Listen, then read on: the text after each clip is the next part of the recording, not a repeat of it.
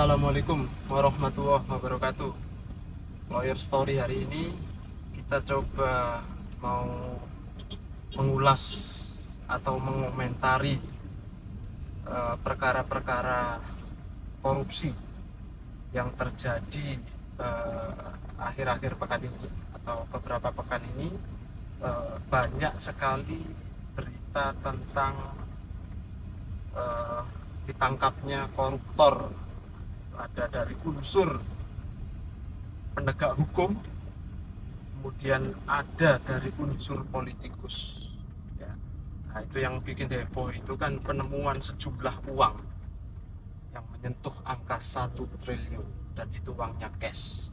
Pertanyaannya adalah, itu suap untuk berapa perkara? Kan begitu. Dan itu di Mahkamah Agung loh. Ini kan sangat miris sekali, karena Mahkamah Agung ini kan tumpuan terakhir daripada pihak yang mencari keadilan. Misal di PN kalah ya, kemudian di Pengadilan Tinggi kalah, itu tumpuan terakhirnya kan di Mahkamah Agung. Lalu kalau Mahkamah Agung bisa dimasuki seperti itu, terus bagaimana itu coba? Dan uangnya loh sampai hampir 1 triliun. Artinya apa? Itu mestinya dari beberapa perkara. Yang kedua soal ditetapkannya tersangka Tom Lembong.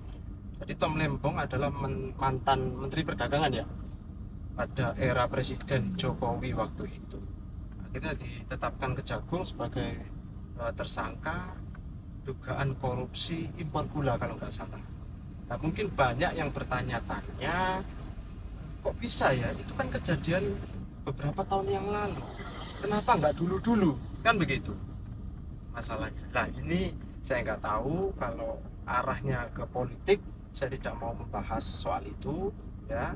Tapi yang jelas, yang belum tahu bahwasannya suatu tindak pidana korupsi itu walaupun sudah kejadiannya itu beberapa tahun yang lalu, maka masih tetap bisa untuk diproses ya, karena memang daluarsanya untuk tindak pidana korupsi itu adalah 18 tahun.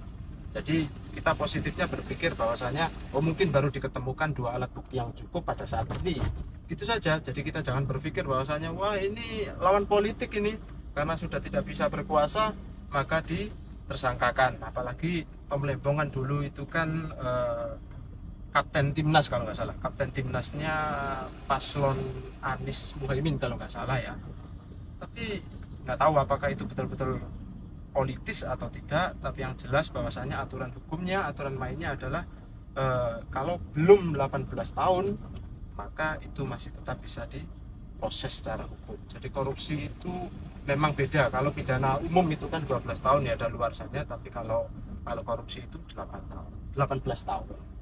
Jadi mungkin itu yang bisa kita komentari dari segi hukumnya ya, soal penangkapan daripada Tom Lembong.